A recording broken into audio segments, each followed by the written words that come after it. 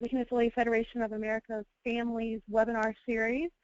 Happy to be with you tonight. My name is Sanja Wilkes. I'm a program manager for HFA running our families programs. Michelle Berg, our program director, and Lauren Nybert, our associate program director, are also on the call tonight helping with some back-end technical issues that we may have tonight, so just bear with us if we have any hiccups. But we have lots of contingency plans in place to make sure that our presentation goes well tonight. But again, thank you for attending. We have a couple of pointers and helpful hints to go over before we begin. Tonight's webinar will last approximately 1 hour.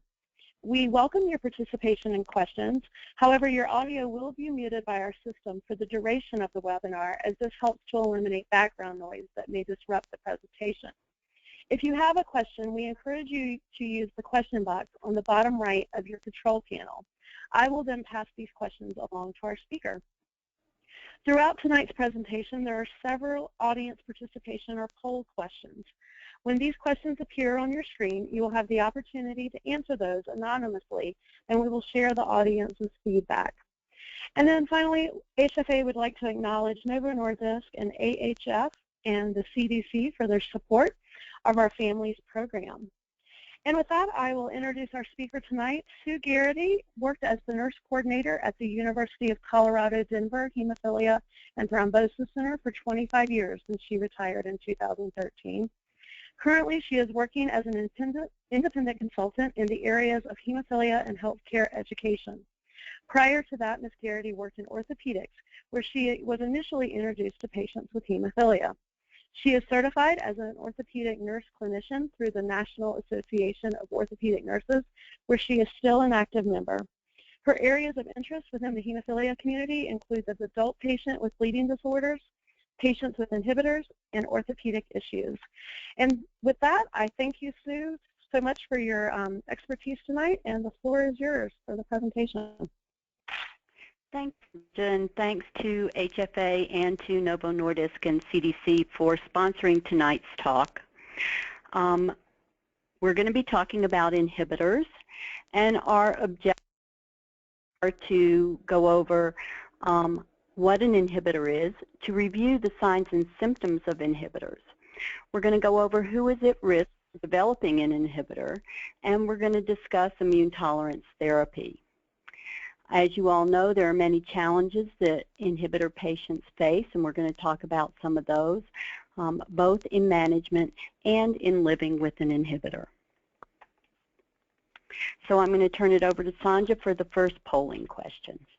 Yeah, so we're just trying to get an idea of who's on the call with us tonight. So if the audience will take a minute to select which group you belong to. So a person or caregiver of someone with an inhibitor, a person or caregiver of someone without an inhibitor.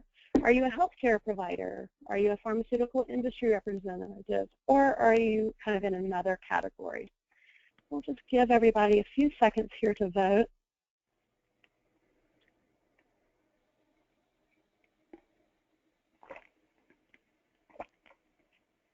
You see about 70% of our audience. I'm going to give us a 10-second countdown.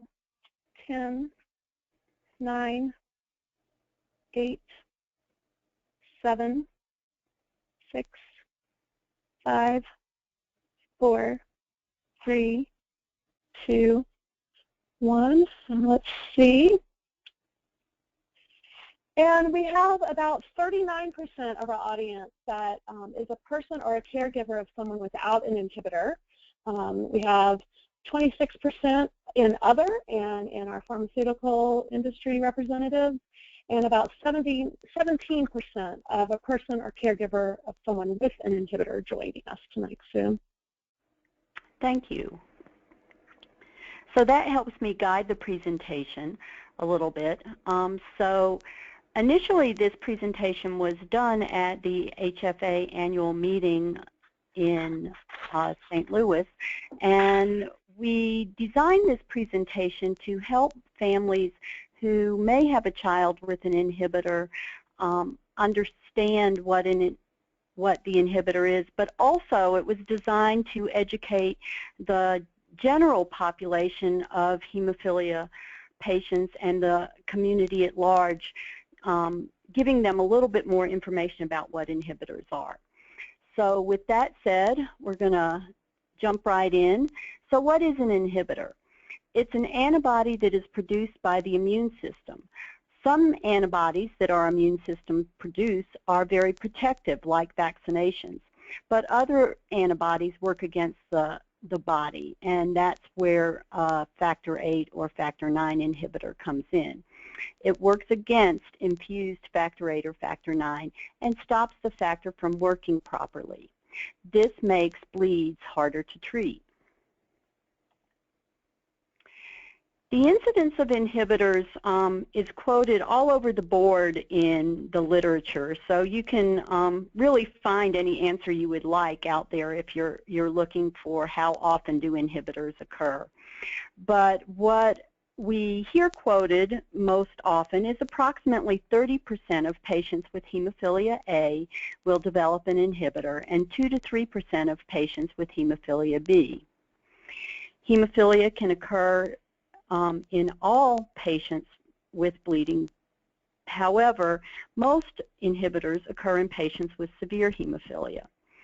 Some patients with mild and moderate hemophilia will develop inhibitors under certain circumstances.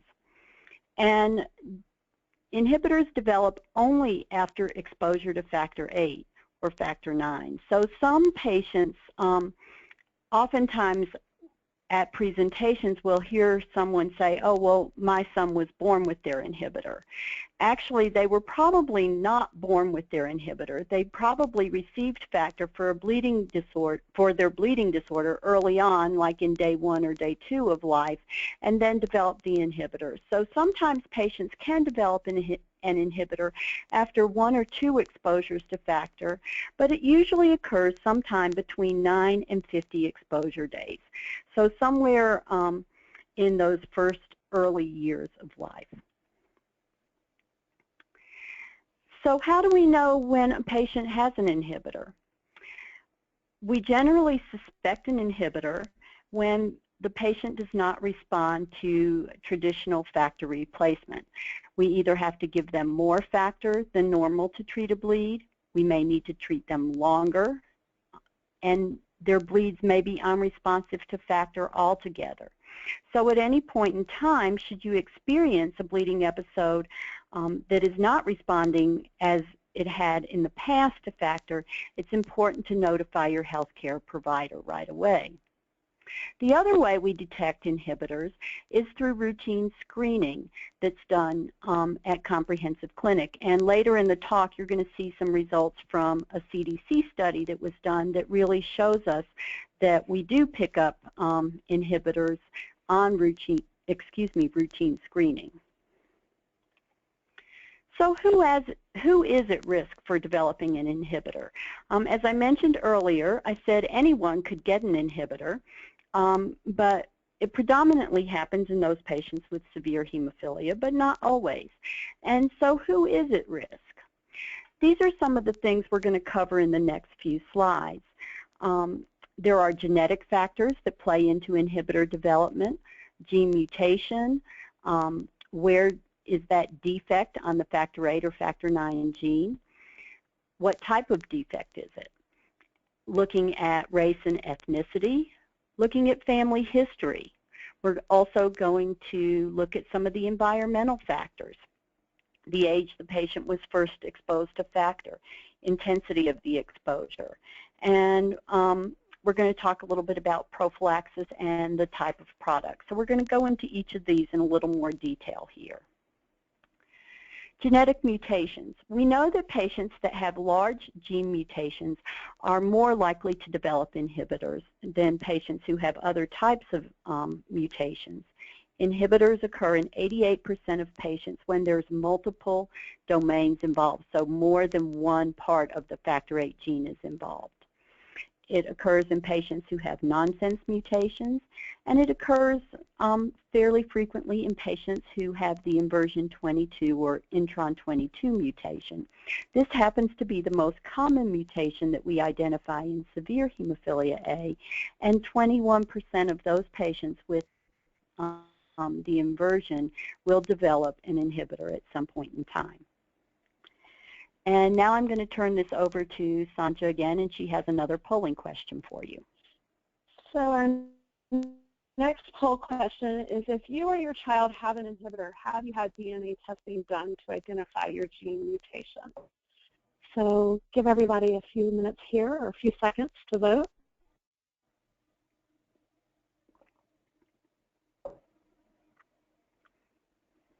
And Sue, I see some questions coming in from our audience, but would you like for me to pepper you with those throughout, or would you want me to hold those till the end? I think we should probably hold them till the end. Okay, great. Don't fear, audience, we will get to those questions, I promise. Give everybody about 10 more seconds here to vote.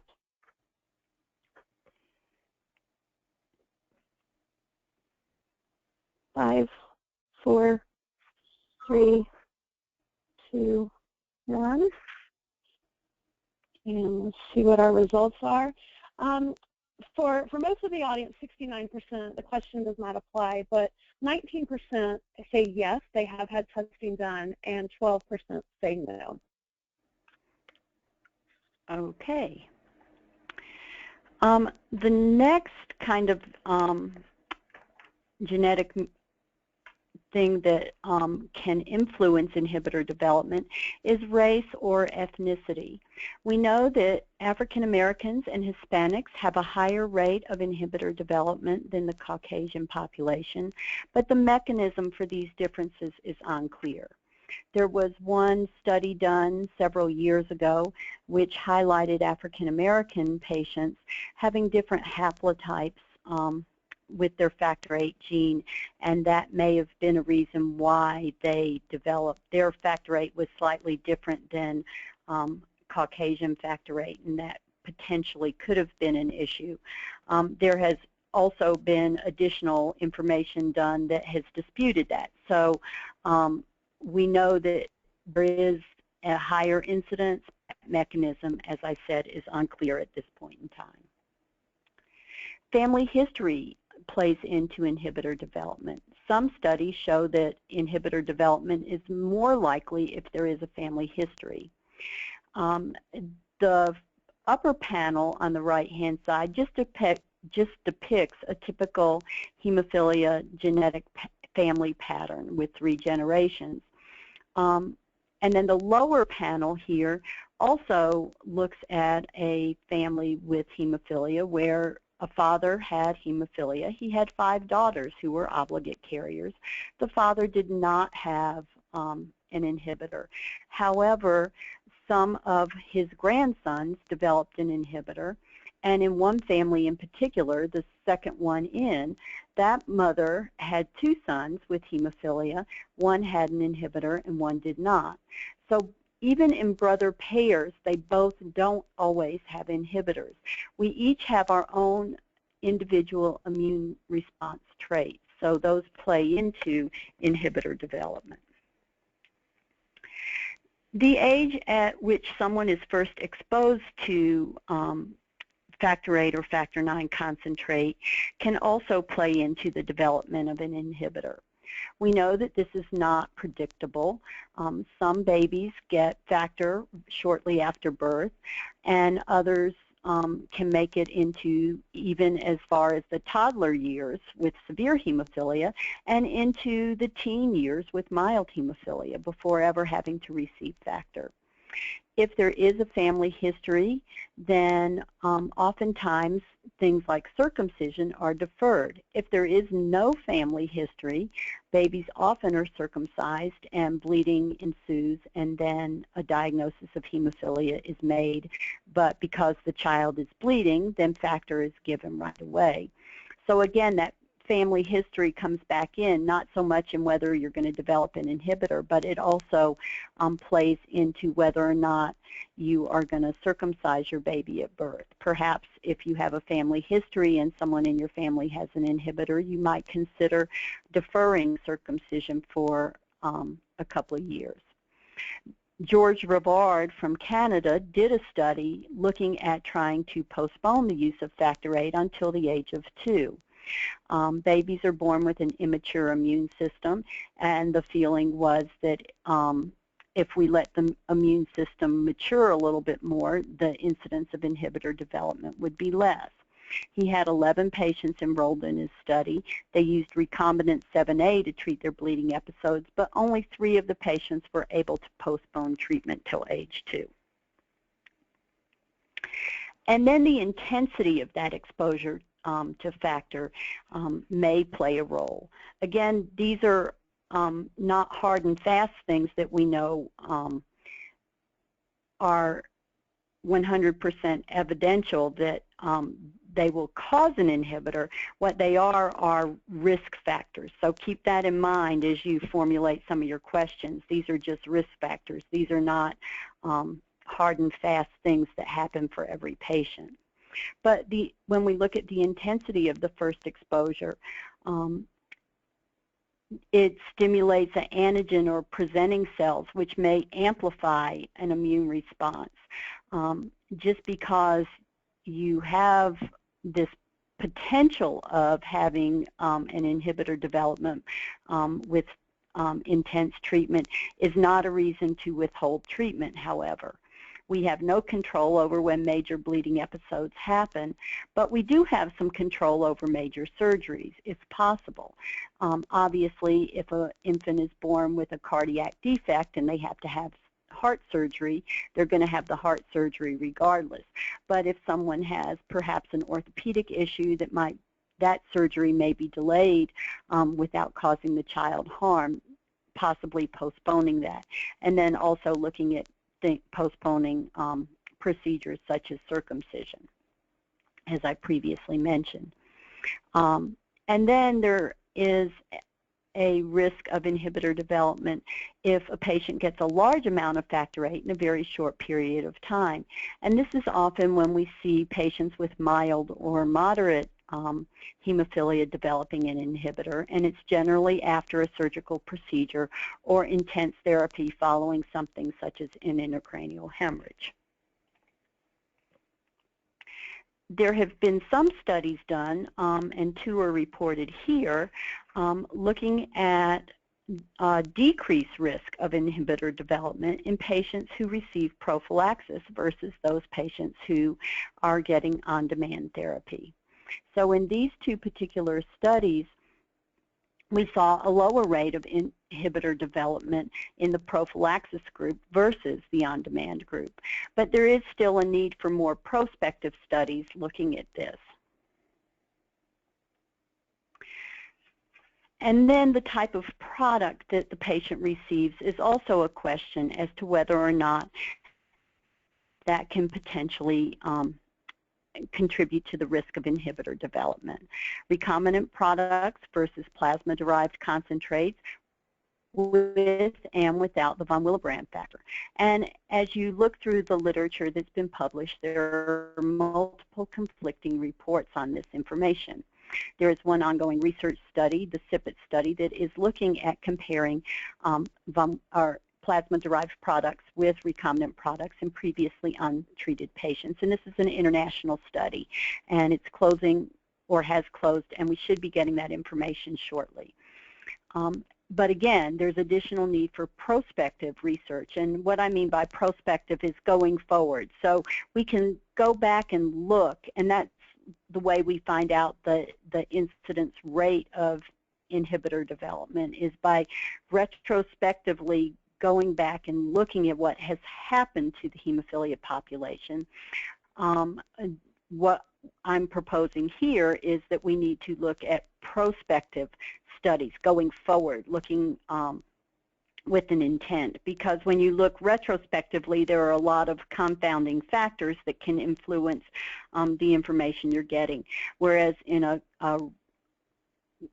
designed research study, some of those confounding factors are removed. So just keep that in mind as those of you who go to treatment centers, you may be approached by a treatment center to enroll your child in a study.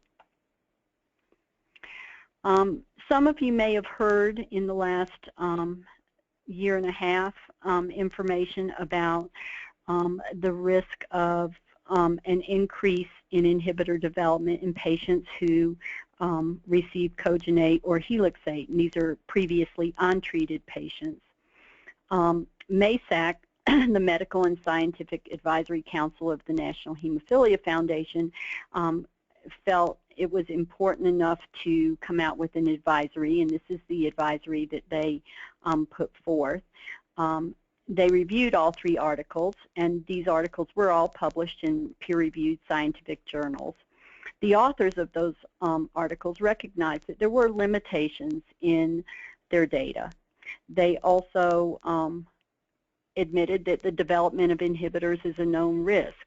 So their recommendation to clinicians was to fully discuss the risks of inhibitor development and the implications with the patient and their parents when selecting product. They did add that there was no increase in inhibitors found in previously treated patients using this product. So that brings us to how inhibitors are measured. And we're going to talk a little bit about what that Bethesda titer is. We all hear about Bethesda titers, and when we talk about inhibitors, and do you know what your Bethesda titer is? So we're going to talk a little bit about what that is. And it's a blood test.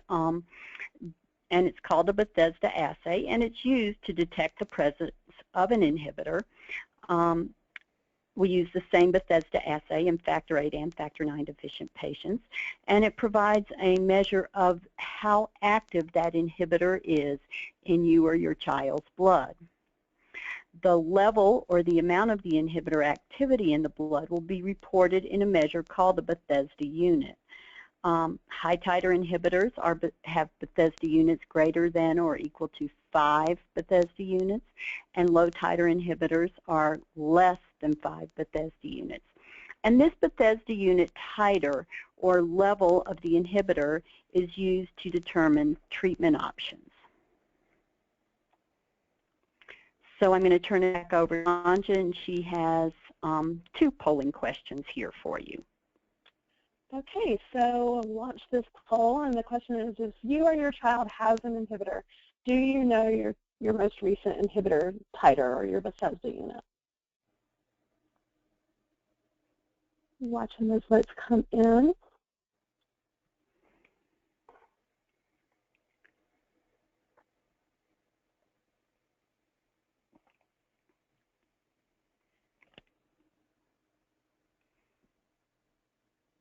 Give everybody just a few more seconds here.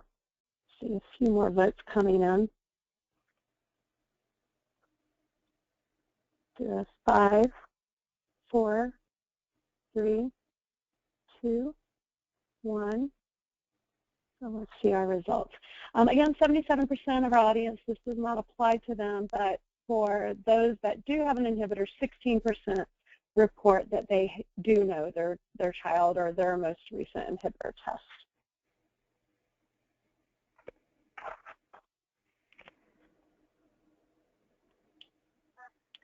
Okay, and then we have another polling question. Another polling question. Give me just a second.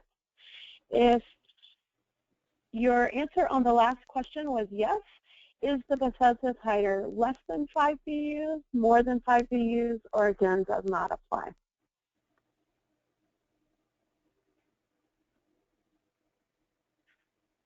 Seeing those votes come in again. Give it just a second here.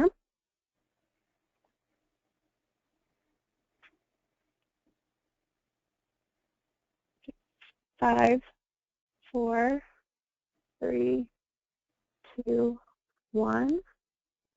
And our results, for 11% of the audience, it is more than 5 Bethesda units, and for 7% of the audience, it is less than 5 Bethesda units.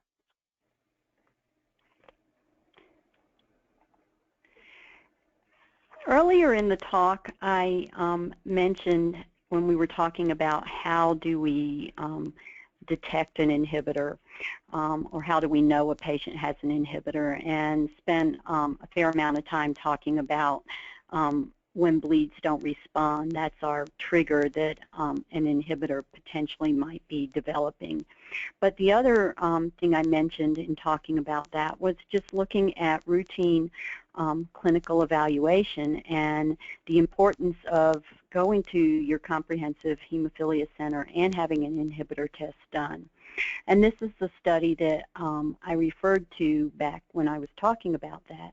And this is a CDC study. It was part of the universal data collection. So for those of you who are, or your children are over the age of about 5, you will remember this study, the whole UDC, and this was a subset of the UDC project, and it was done at 17 hemophilia treatment centers, and data was collected on 1,163 patients, and that they were enrolled between 2006 and 2012. And when they looked at I have a typo on that slide. I apologize. There were 23 new inhibitors were discovered. 61% of those were not clinically apparent. So when patients came to comprehensive clinic, their blood was drawn as part of this study, and 23 patients were found to have an inhibitor. And then 1/3 of the patients did not have severe hemophilia, and 1/4 of those patients had more than that 9 to 50 exposure days. They had more than 150 exposure days.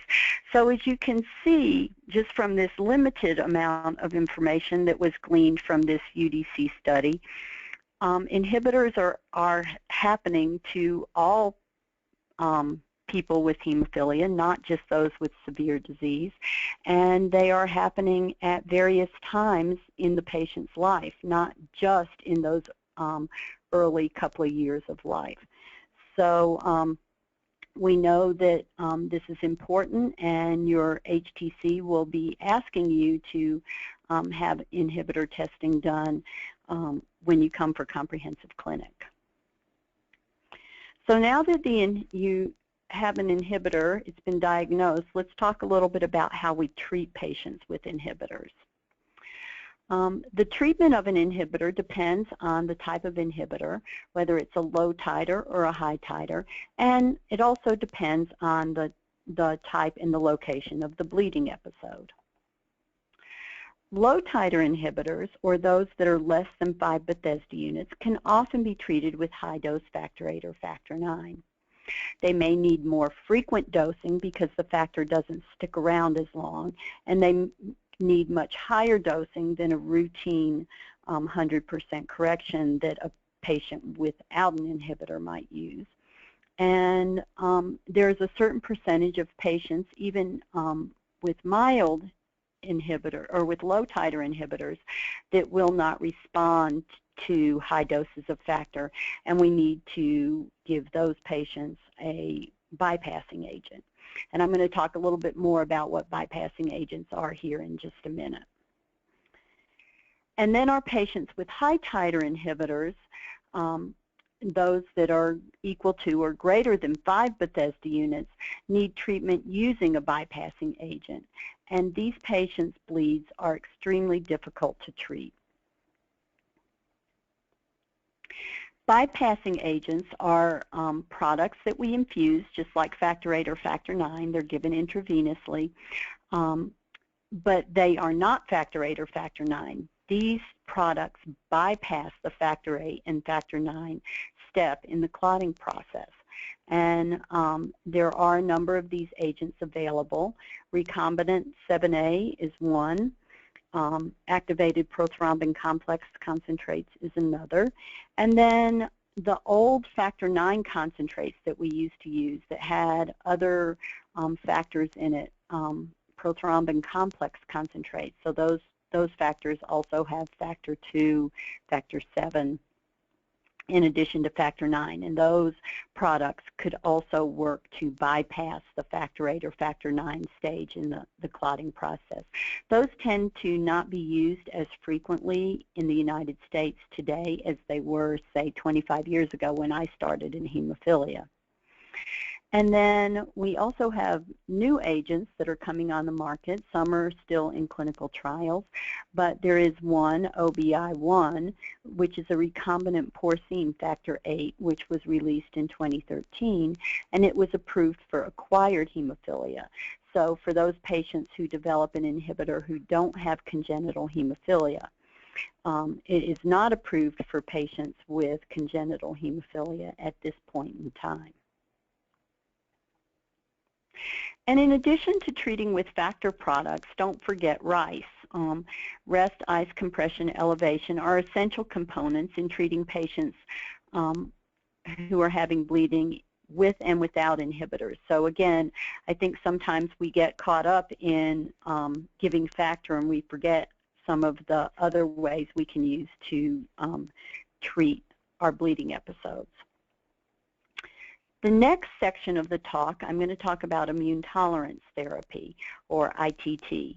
Immune tolerance is a way to overwhelm an inhibitor by giving factor on a regular basis. Sometimes we have to give that factor daily. There are some protocols that actually even require giving the factor split into 2 doses every day, so twice a day. Some require factor several times a week. There are multiple protocols available, and really the goal of these immune tolerance therapy protocols is to trick the body into accepting the factor VIII. So if you think back to the original slide when I was talking about how our body develops antibodies, if you don't have hepatitis B and you get a hepatitis B vaccine, the body sees that hepatitis B vaccine as foreign and makes an antibody against it. That same thing is what's happening in hemophilia when we develop inhibitors. We give a factor product, the body doesn't make it or doesn't make large amounts of it, and the body thinks that it doesn't belong there, so it makes the antibody against it. If we can trick the body into thinking factor belongs there, then eventually the body will accept factor VIII or factor IX, and we'll be able to treat bleeds just as though the patient does not have an inhibitor. The success rate of immune tolerance therapy is between 70 and 85% in factor VIII deficient patients and only about 30% in factor IX deficient patients. Many of the factor IX deficient patients have complete gene deletions, those that develop inhibitors, and they also have issues with anaphylaxis or allergic reactions to factor IX concentrates, so it makes treating them or inducing immune tolerance much more difficult. So what determines whether or not you're going to be successful when you embark on a protocol of immune tolerance therapy? These, again, are not hard and fast rules. These are just things that physicians over time have projected may be indicators of a successful immune tolerance therapy. And those include a low historical peak titer, the fact that the titer is below 10 Bethesda units at the time of starting immune tolerance therapy, a lower peak titer during immune tolerance, and other potential factors that may play into how successful ITI is are the age of the patient, how old, how mature their immune system is, whether or not the therapy is interrupted. It's very labor intensive to do an immune tolerance regimen, and if you stop it and then restart it, sometimes the inhibitor becomes worse than it was before the start of immune tolerance. And then another point that is suggested by some physicians is the time between the diagnosis of the inhibitor and the start of immune tolerance. when talking with patients or families about considerations for immune tolerance, we have to talk about venous access. If you think back, I said some of these protocols may require giving factor as frequently as twice a day. So we have to have venous access. And very young children often have immature veins and are not able to handle that. Cooperation in very young children can be an issue, not only for venipuncture, but for accessing ports. So sometimes if we use a venous access device to initiate immune tolerance, then the patient may have to have a port placed, and kids don't like to be stuck any more through their port with a needle than they do in their hand or arm, although they will eventually come to tolerate that. It's a huge time commitment for a family, and it's a time commitment for the entire family, not just for the child with hemophilia and the parent who's doing the infusions. It intrudes on the entire family and how other siblings, what time is allocated to them for their activities. It's very stressful, oftentimes on parents' marriages, and it's not, we try it for 6 weeks and it works and that's great. It is a lengthy process. It may take months and sometimes up to years. So all of these things need to be considered before embarking on immune tolerance. And of course, you have to adhere strictly to whatever the prescribed treatment is. So if your doctor puts you on daily factor VIII and you think, oh, well, I'm only going to do every other day because that's just as good, that may cause you or your child not to become tolerized. And then the cost of care, hopefully the cost of care is less of an issue today now that the lifetime caps are gone, but still we need to all be judicious in healthcare spending in our healthcare dollars. So looking at the cost of care is also important, especially if you still have copays and deductibles, and we'll talk a little bit more about that. And I have another polling question for Sanja. Yeah, so let's do this one. If you or your child has an inhibitor and has not undergone any intolerance, what concerns you most about starting ITT or ITT?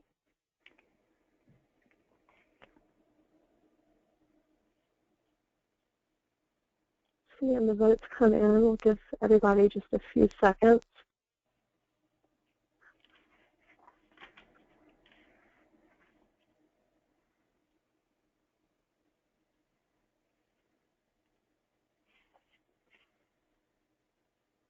We're pretty close here. I'll just do a 5-second countdown. 5, 4, 3, 2, 1. Let's see our results. You know, 10% of our audience says things are going really well. They're afraid to try. So the vast majority of our audience, they just don't have an inhibitor, so the question doesn't apply. And then we have 3% of the audience that says poor venous access or can't commit to the process is what's holding them back about starting. Okay. So just want to add one other thing, because you may hear about this if you are talking to your healthcare provider about immune tolerance, and that is using some of these immune modulation processes during immune tolerance induction. And the original ITI protocol, which was developed in Malmö, Sweden, used Cytoxin and IV gamma globulin. Other chemotherapeutic agents such as rituximab are used today for patients with inhibitors to help suppress the immune system to try to help the body again accept that factor.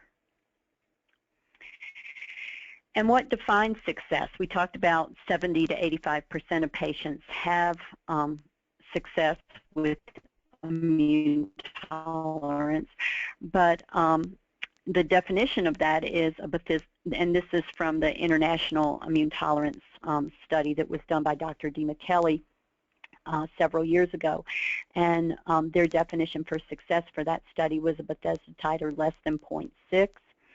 recovery of 66% and a half-life of 6 hours, so that if you gave 100% correction of factor VIII to a person with an inhibitor, that you got at least a 66% level a half hour after you gave the dose, and that only half of that was gone in 6 hours. So oftentimes our patients with inhibitors have a much shorter half-life.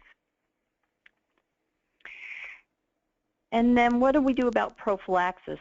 We talk about prophylaxis frequently in our non-inhibitor patients, especially those with severe and moderate hemophilia, and now even talking about it more with our moderate and mild patients. But if you have an inhibitor, how does prophylaxis play into your health care plan? Bypassing agents may be used alone as prophylaxis in someone who's not doing ITI to help decrease bleeding episodes. There have been studies done that show both recombinant 7A and APCCs are beneficial here.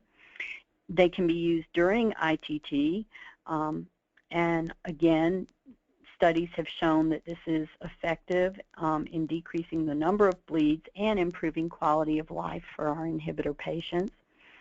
And then once ITI is successful, if you're in that 85% of patients who it is successful for, you will move to a maintenance phase of immune tolerance, and then eventually we'll move on to a regular prophylactic schedule using factor VIII or factor IX. Now we're going to change direction here and talk about some of the challenges patients with hemophilia and inhibitors experience. Having an inhibitor is more complicated. It's not the same as having hemophilia. It's a different disorder almost, and at least for a period of time. The treatment is more intense, and it doesn't always yield good control of bleeding. Rehabilitation following bleeding episodes is slower because the risk of rebleeding is higher, and there's a higher risk for pseudotumor development and nerve compression in patients with inhibitors. Patients with inhibitors experience disruption in day-to-day life. They miss more school or work than someone who does not have an inhibitor. They often have more orthopedic complications, and they have a higher incidence of life-threatening bleeding. Not that patients with hemophilia don't experience all of these points on this, but they are just more intense for the patient with an inhibitor. From a psychosocial perspective, patients with inhibitors lack control. We've talked about the treatment challenges. We've talked about some of the complications that a person with an inhibitor or a parent of a child with inhibitor may fear. And there are quality of life issues that play into having an inhibitor. The child may be able to participate in fewer activities. Adult patients may have chronic pain. Pediatric patients may have chronic pain. And there's increased joint involvement or joint issues that patients with inhibitors experience. This study was done by Mitch DeKoven and was published in Hemophilia in 2014. And he looked at what the caregiver burden was in parents of children with hemophilia and parents of children with hemophilia and inhibitors. And the number one thing that came up was the child's pain in both of these categories. But what was interesting is personal sacrifice was higher for parents of children with inhibitors, but emotional stress was higher for patients, for caregivers of children who didn't have inhibitors. I think sometimes our inhibitor parents become accustomed to the chaos that comes with having a child with an inhibitor, and they tend to manage some of that stress a little differently. Not to say that it isn't there, because I feel like those parents have, if not the same, they have more stress in their life than patients. But this is just one single study. But what was also interesting in this study is medical management in both groups was left at the bottom. They're leaving that to the healthcare provider. And now this is our last interactive polling question, and I'll turn it over to Sanja.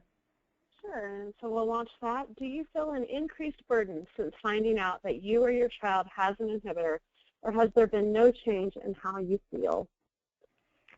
So, votes are coming in.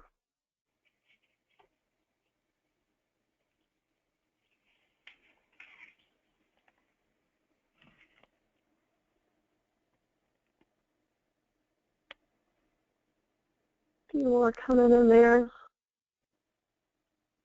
Give that 5, 4, 3, 2, 1. And let's see what our results are. Yes, I feel additional stress that comes with the diagnosis. About a quarter of our audience agrees with that statement. 4% say hemophilia and inhibitors don't bother me. It's just my lot in life, or I am totally overwhelmed. And as earlier, it's about 2/3 of our audience this doesn't apply to.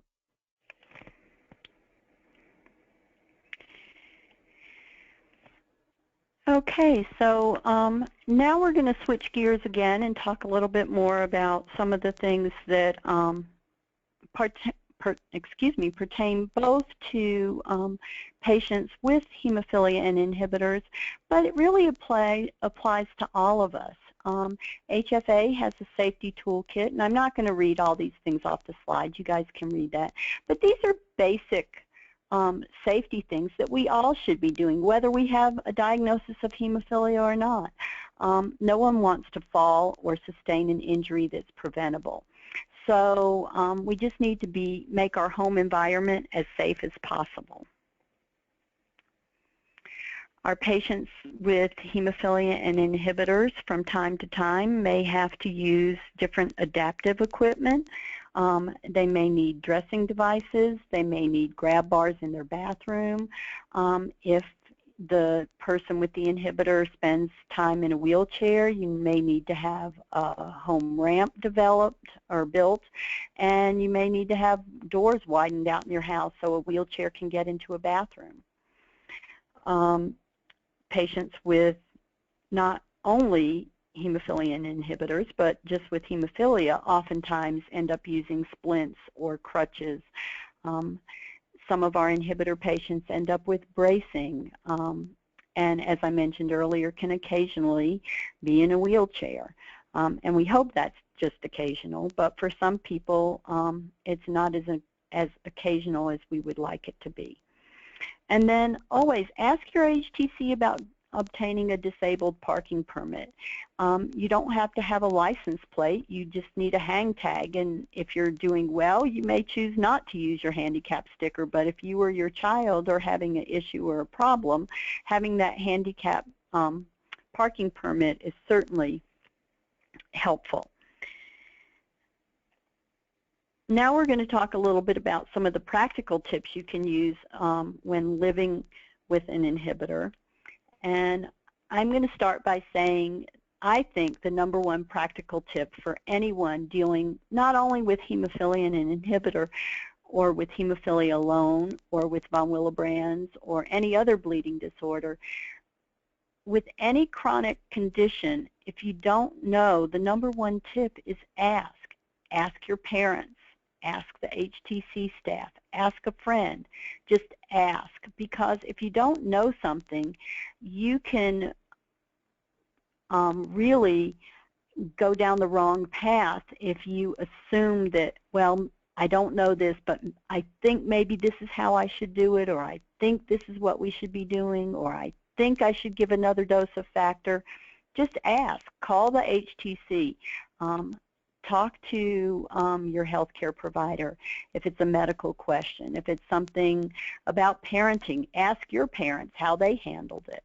Or ask a friend what they do with their children. Don't just assume or be embarrassed to ask your questions. So I think that's, to me, the #1 practical tip. These are all things that apply to everyday life, and they apply to, as I said earlier, to everyone living with bleeding disorders. Develop a good relationship with your HTC. Have annual comprehensive evaluations. If you go to a hematologist that's not in an HTC, it's still important to see them annually and to develop a good relationship with them and their staff. Follow the recommendations that are given to you for lab work and for follow-up visits. And your healthcare provider will guide your treatment decisions. They're not going to make your treatment decisions for you, but they're going to guide them, and they're going to give you their best estimate on what your best treatment will be. As a hemophilia nurse, this next slide is near and dear to my heart. I always tried to stress with our patients to know what your factor is that you or your child use. It doesn't help me at all when I'm on the phone and you say, well, it's a blue box, or it's a white box with blue writing. It's difficult for people to know what you're talking about. Know the name of your factor. Know the dose. Know the dose that you use for certain types of bleeds. Always keep an emergency supply of factor on hand, in addition to your regular doses. So on Friday afternoon, when you realize you didn't order factor soon enough and you're not going to get it till Monday night or Tuesday morning, you have something there should something happen over the weekend. Know who your factor supplier is and know how to reach them. Just by virtue of knowing who they are, you also need to know how to reach them. If they have a different phone number for after hours or on the weekend, do you have that phone number with you? Do you know how to get hold of them? And lastly, begin at an early age to include your child, for those of you on the call who are parents, in the infusion process. And this is important whether you have an inhibitor or not. Know your insurance. Know what type of plan you have. Explore all your options when you have open enrollment. Use the HTC. Talk to the social worker. Start to talk to your teens about job choices and other transition issues. Apply for programs that are available. Most of the manufacturers today now have copay cards that will help defer the cost of your copayments. HFA has a handout or a table that has a lot of this information in it. You don't even have to go searching. They'll provide it for you. So get and know what your insurance is. School issues. School issues are especially important for patients with inhibitors, school-age children, because they're the group of our hemophilia patients that are most likely to miss the largest proportion of school. Make sure that the school is aware that your child has hemophilia and that they have an inhibitor. Make sure you get an individual health plan in place. If your child is going to need to miss a lot of school, or you anticipate they may miss a lot of school, get a 504 in place to make necessary accommodations. And make sure your child is allowed to participate in all of the appropriate activities that are available, and that the school is willing to make accommodations. Other health issues, again, these apply to all of us. They apply to parents, they apply to siblings, they apply to spouses. You should make sure that you or your child is trying as best they can to maintain a good, healthy weight. This puts less stress on our joints. There have been several studies done. Again, the UDC did one from the CDC. Try to eat a healthy diet. Make small changes in your diet. You don't have to go overboard and eat like a caveman, only meat and vegetables and hunter-gatherer type food, but you also don't have to eat McDonald's 5 times a week. So just try to strive for a healthy balance. Try to exercise on a regular basis. Avoid high-impact sports. Sports such as walking or swimming are good for us, but that doesn't mean you can't do other sports. But if you do nothing, maybe walking to the mailbox and back is a start. So really, look at your health, look at your weight, and try to make small changes to improve those. And that goes for all of us. And lastly, I just want to stress that everyone is an individual. If you look at the left side of the slide, all of the dogs are dogs, but they're all very different. And the same is true of people. What works for one person may not work for another. All of these patients may have inhibitors, but what worked for one may not work for you. So look at your individuality and don't be afraid to ask questions. And I wish you all the best of luck in your endeavors in taking care of yourself and treating you or your child's hemophilia and other bleeding disorders. So with that, I'm going to close, and we have several references available that were used to put this presentation together, and we can make those available to you as well. And with that, I'm going to turn it back over to Sanja. Absolutely. Thank you, Sue. Very, very thorough presentation. We've got lots of questions for you, so I'm just going to kind of go in order of how they came in. Okay. So our first question is surgery a significant risk factor for developing an inhibitor? The surgical procedure itself is not a risk factor. For a patient who has been getting a lot of factor concentrate, for example, a severe patient who's already on prophylaxis, the risk factor for developing an inhibitor in that type of patient is very minimal. For a patient who is mild, who may have only had exposure to factor 3 or 4 times in their life and is going to undergo a surgery such as a total knee replacement, then the risk may be significantly higher. What we do know is that there are certain gene mutations for mild hemophilia that predispose patients for inhibitor development. So if you are a person who is, or your child, who hasn't had a lot of exposure to factor VIII, it may be to your benefit to talk with your healthcare provider about having DNA testing done if you haven't already had it done, and looking at whether you have one of those gene mutations.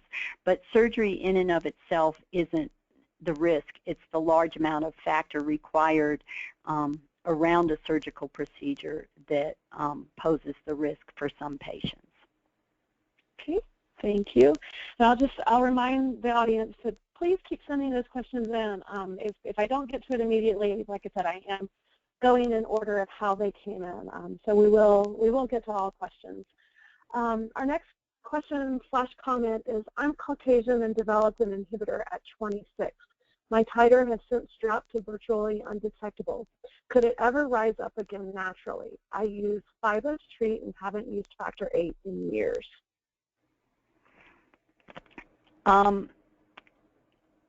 Without having your whole clinical picture in front of me, I would say that once you've had an inhibitor and you haven't, it sounds like you treated the inhibitor, or the inhibitor is gone, but you're not treating with factor. Is there a chance that the inhibitor would come back if you exposed yourself to factor VIII? I'm not sure if the person said they were factor VIII or factor IX, but they just said they had not. They just said they had not used factor VIII in years. So oh, factor VIII. Sure. Okay, so yeah. that I would assume they're factor VIII. So if you introduced factor VIII again, is there a potential for the inhibitor to come back? Yes. That's always a potential risk. It's hard to know, and this is a question that you really need to discuss in more detail with your own healthcare provider that has a full picture of what you've gone through over the years.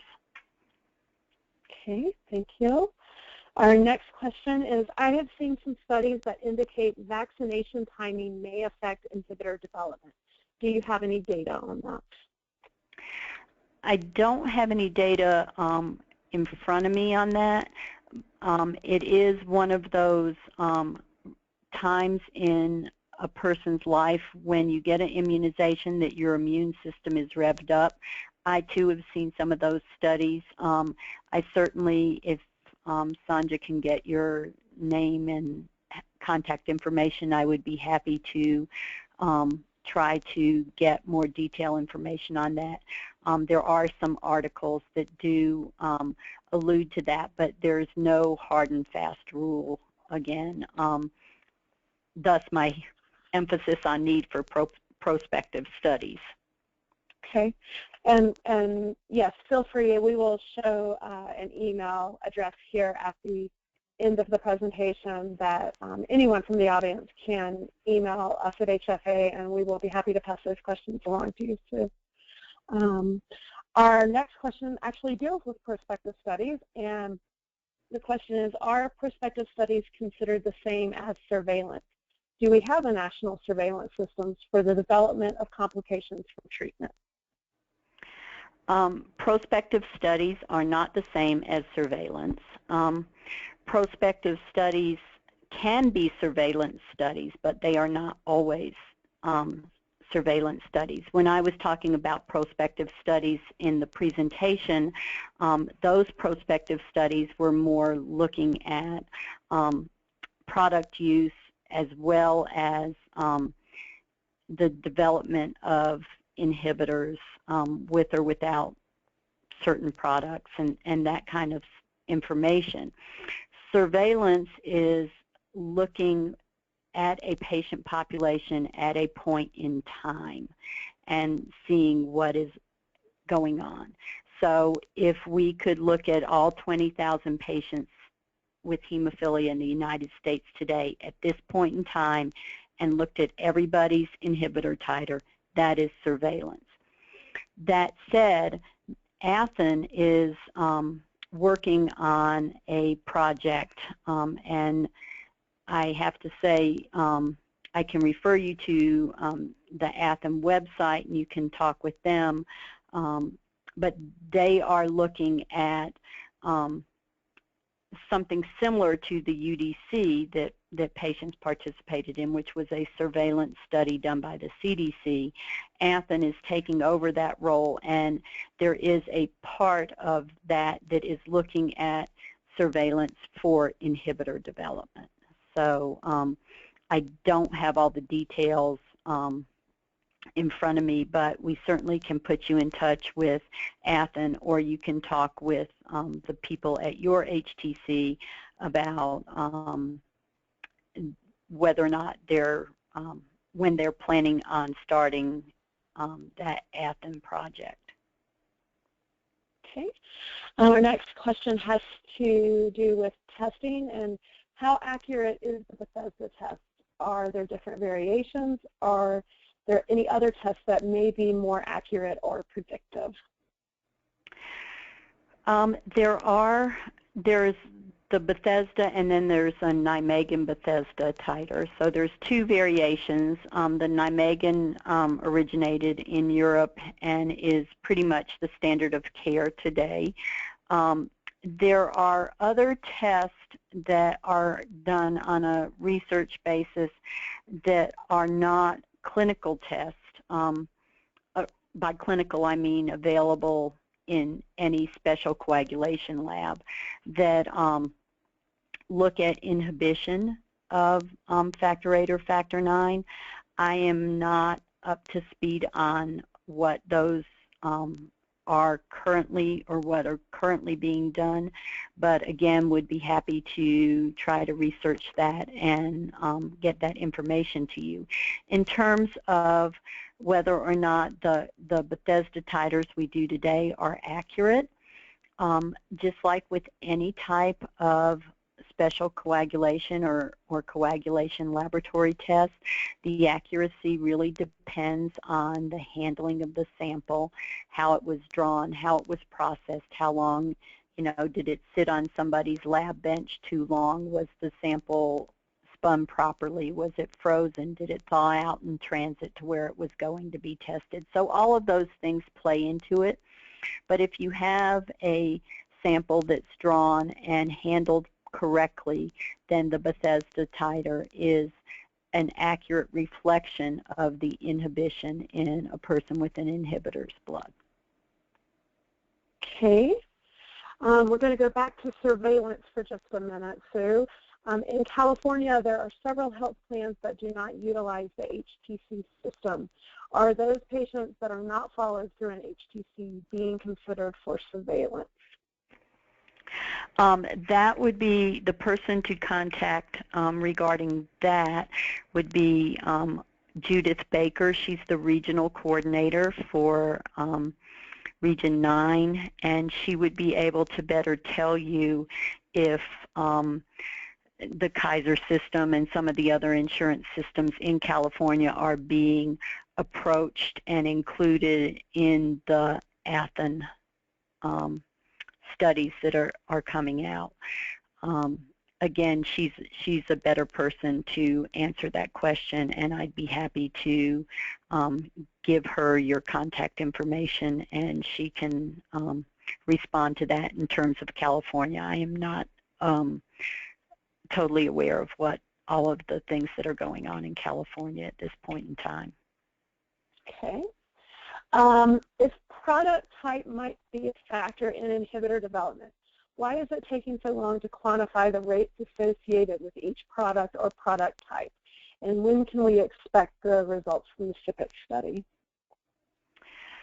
The SIPET study, I think they're going to have preliminary information, and again, don't quote me on this, at ASH, which would be December of this year, of 2015.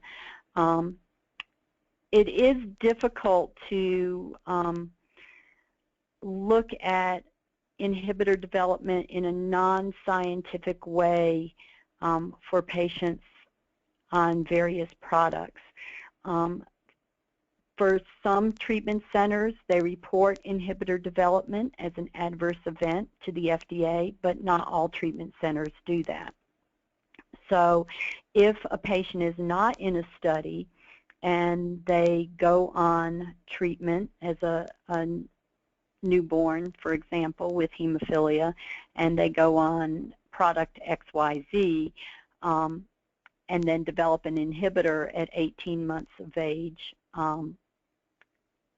there's no mechanism right now in place to track all patients. That's why the Athens surveillance is going to be important, because it is going to, for patients to enroll in that, they are going to be able to look at the different products, and it won't be an all-encompassing number.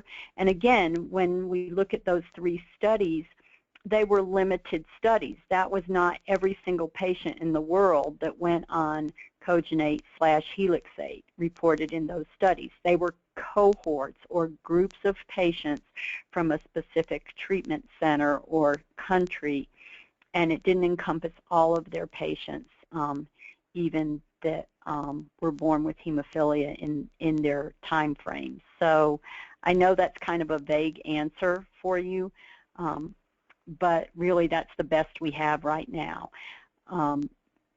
The UDC and now Athens are the best surveillance projects we have going forward, looking to track this kind of information. Thank you, Sue. We have lots of audience participation tonight, so I'm just going to keep on asking you these questions. Our next question has to do with OBI1, and since it's approved only for acquired hemophilia and not for hemophilia A with an inhibitor, how can those folks gain access to the product or reimbursement? That's a discussion you have to have with your own healthcare provider.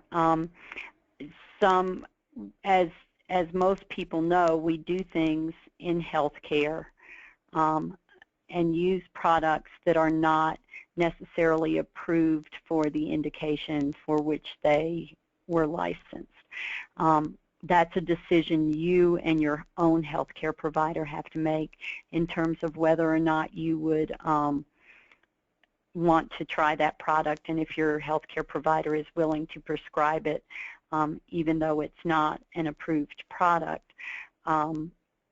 Again, that's a very individual discussion that you need to have with your own healthcare provider. As far as whether or not insurance companies will pay for it if it's used off-label, it really depends on whose desk it crosses. You know, in inhibitor care, the cost is high for the care already, so if a new product is used, some insurance companies may not pick up on it, that it's a new product. Others may pick up on it the first time you use it. So again, it's hard to say whether or not you can.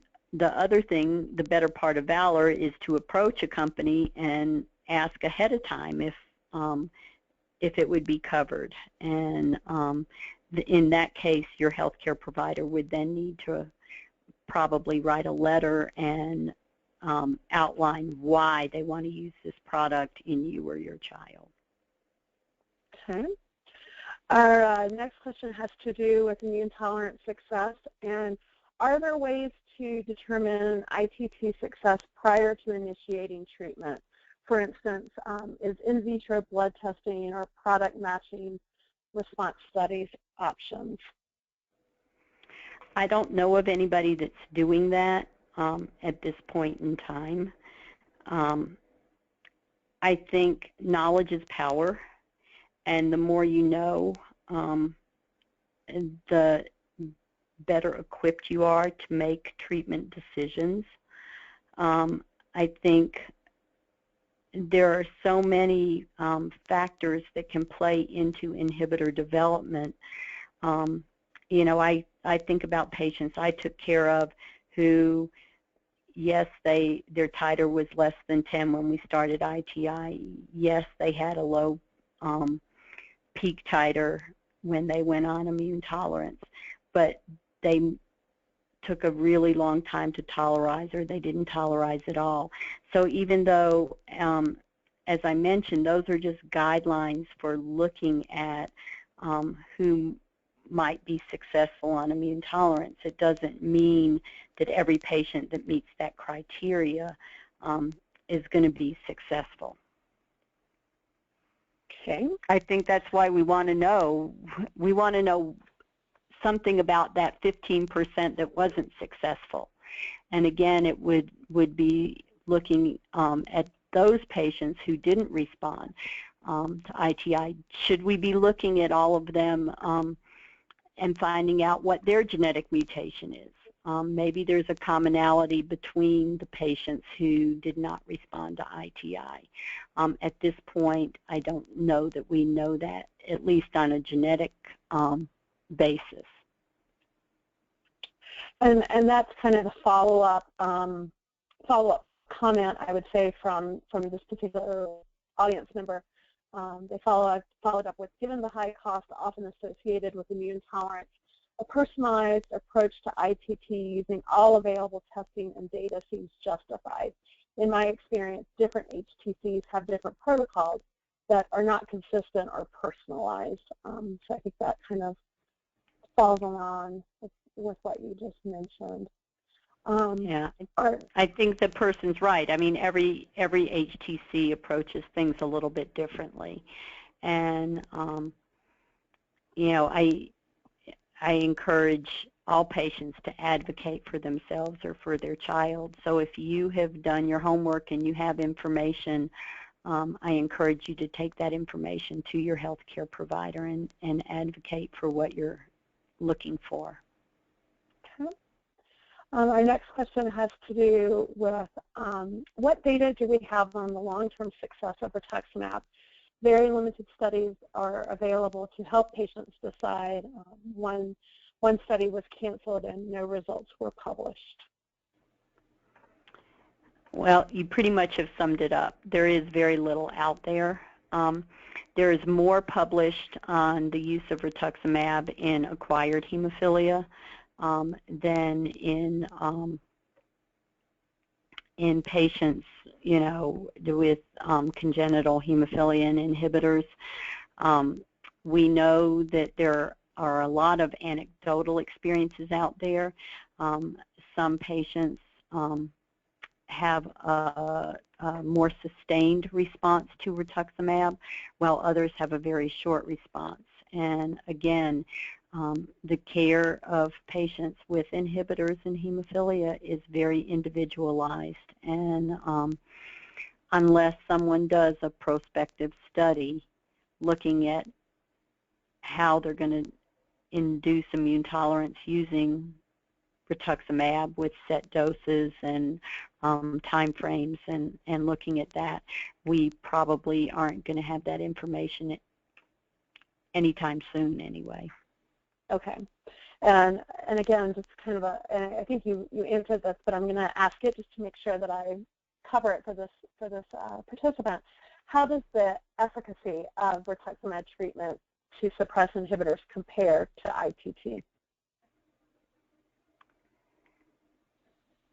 Are they asking, can you read that one more time? I think they're asking rituximab alone compared to ITT. Yeah, that's the impression I'm getting as well. And I'm not aware of anyone using rituximab alone. Most of the time when the different immune suppressive agents like Cytoxan, IVIG, rituximab are used, they're used in conjunction with ITI. Again, I don't know what every treater in the United States is doing, and so someone may be out there doing rituximab alone. But really the idea behind using these immunosuppressive drugs is to knock the patient's immune system down and use factor to try to get the body, again, to trick the body into accepting that factor. Okay. Our next participant says, I have seen many publications saying that patients with inhibitors do not bleed any more than those with, quote, regular hemophilia. Yet the majority of patients that I know do not think this is the case. Given that many hemophilia patients are now on prophy, and prophy is not always available or effective for those with an inhibitor using bypassing agents, wouldn't you expect those with inhibitors to have more bleeds? Patients also seem to report that the higher the titer of the inhibitor, the more frequently the patient bleeds. Any comment there, Sue? I think I'm going to go back to my last slide, which was individual. I think everyone is individual. I think there are patients with inhibitors that don't bleed any more frequently than a patient who is not on prophylaxis. Certainly, patients with inhibitors who can't use traditional factor VIII or factor IX for prophylaxis are going to have higher rates, just like if you compare a prophylactic patient to a patient who's doing on-demand therapy. You're going to see a difference in the number of bleeding episodes the patient has. That said, I think as a hemophilia nurse, the piece I saw was that because our patients with inhibitors bleed, and getting that clot at the site of the bleed is so precarious to begin with, and then keeping that clot there and stable long enough for healing to take place does not happen with our inhibitor patients as easily as it happens with someone who is treating a bleed that doesn't have an inhibitor. So it's maybe not so much that they don't bleed or that they bleed more frequently. It's just that once they get a bleed, they may re-bleed over and over into that same joint or into that same muscle. I think given where most severe patients born in the last 15 years are on prophylaxis, we do see a much higher rate of bleeding in inhibitor patients, even those who are able to use Novo-7 or FIBA for prophylaxis.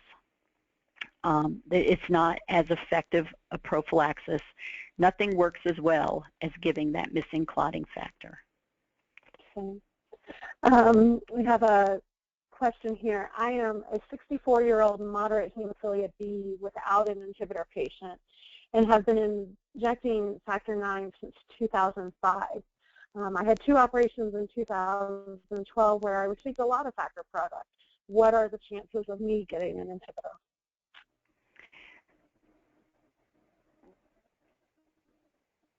inhibitor? I wish I could tell you. I would say it's very low. You are doing prophylaxis. You've had over 150 exposure days. You challenged yourself with 2 surgical procedures. I'm sure you got a lot of factor around those 2 surgical procedures. But again, does that mean you couldn't develop an inhibitor at some point in your life? I don't think anyone could tell you that. What's the likelihood? Probably very low. Okay. Not all HTCs, goodness gracious, let me try that again. Not all HTCs seem to be experts in inhibitor care. Is there a way that patients can get access to those HTCs that have more expertise with inhibitors or seek second opinions? I think the place to start is to talk to your HTC and express to them that you are interested in talking with someone about you or your child's inhibitor in more detail, and ask them if they would recommend someone that you could go to. I think you'll get much more of a positive outcome by including your own HTC in the loop than rather than going out on your own. That said, I know that that is difficult in certain situations, but I still think that that is the best route to go. For example, if you lived in the Southeast, your healthcare provider might have a relationship with the doctors at Emory and want you to go to Emory to get more information. If you lived in, the Southwest, you might not go to Emory. Your doctors in the Southwest might want you to go to somebody in Seattle. I'm just throwing these out. These are hypotheticals. These are not places that people are referred to. But my point being, your healthcare provider may have a relationship with another physician who is an expert and would like you to get your second opinion from there. Everyone is always entitled. You own your own health care, and you can certainly seek a second opinion at another treatment center on your own.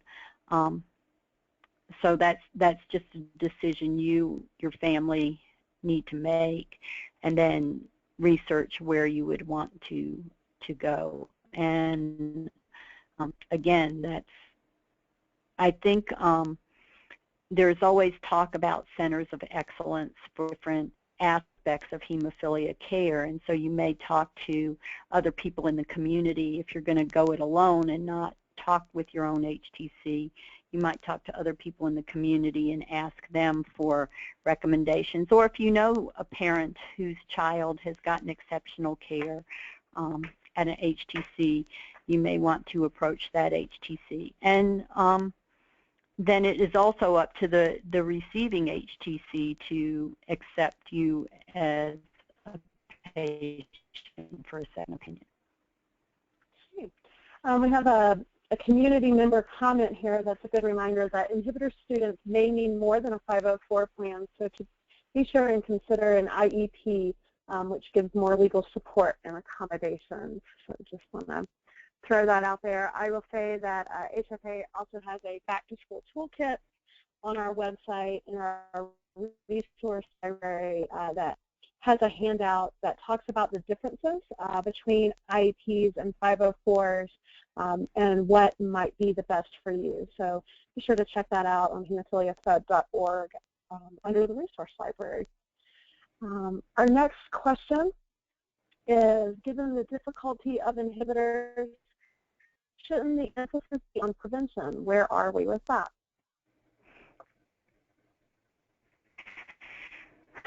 good question. I think we're in the infancy stage of looking at prevention, and I think it is the starting point is really looking at DNA and identifying mutations. That's one way to be proactive, but I think it is a good question, and to be perfectly honest, I don't have an answer for you. I don't know where we are in looking at prevention. I know that there are many physicians that are looking at aiming their research towards inhibitors on a much more basic science level, not on the patient level at this point, but really on the science level, trying to find out more about inhibitors, why some patients, despite factor, despite having a high titer inhibitor, still maybe get a short burst of benefit from factor, and why others don't at all. So I think there are physicians that are very interested in inhibitors and inhibitor development, and I think it's just a slow go. And we're getting to our last two questions here, Sue. Thanks for hanging with us. Thanks to the audience for hanging with us. What is the treatment for those inhibitor patients that fall into the 15% where ITT doesn't work? Again, this is a very individual question for you with your own healthcare provider. My understanding is most of those patients who are in that 15% who did not tolerize are the same as those patients who never attempted immune tolerance. So they treat their bleeding episodes using bypassing agents, or may use bypassing agents prophylactically. So that's really the option that's available to those patients who have failed ITT. And there's always a chance that you can, depending on how many times you've tried, what product you tried with. Again, this is why I'm saying this is a very individual discussion to have with your own healthcare provider, because at some point you may want to attempt a second try at ITT, but again, an individual decision that needs to be made with your own healthcare provider. Okay. We do have the Athens project manager actually joining us on the call tonight. Oh, good. And she says thank you for mentioning the study.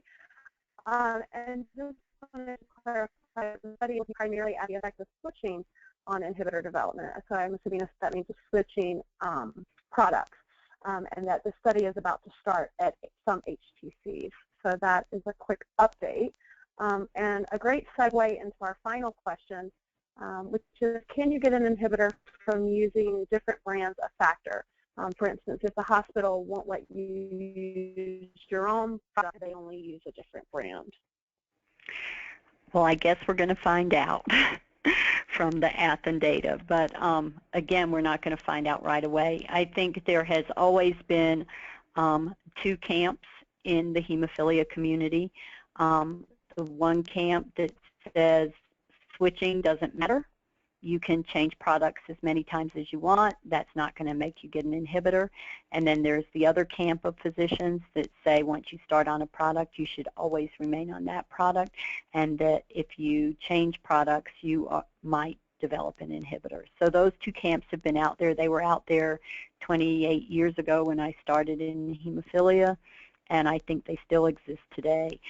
And it's the fact that Athens is going to look at how changing products influences inhibitor development will give information to.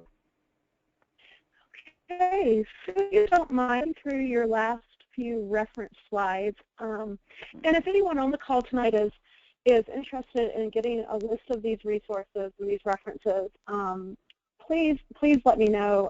As always at HFA, we exist to assist and advocate for those with bleeding disorders. So we encourage you to take action, be involved, ask questions. And Sue, if you'll click one more time for me.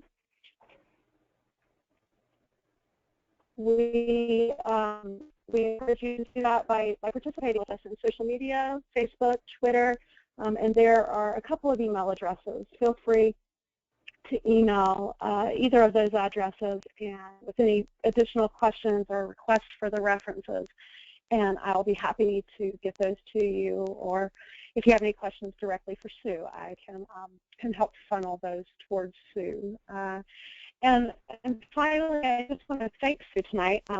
Sue is a fantastic hemophilia nurse and resource to HFA and serves on our medical advisory board, and we're very grateful for her expertise. So thank you, Sue, very, very much. And thank you to the audience. I have to say this is one of the most participatory webinars that I've been on in a while, and it made it a whole lot of fun. So thank you to everyone for participating tonight. When we close out the webinar, you will get a brief questionnaire just kind of asking you how we did tonight and to evaluate tonight's presentation, which is very much appreciated. So if you'll take a few minutes to answer those questions, I'd sure appreciate it.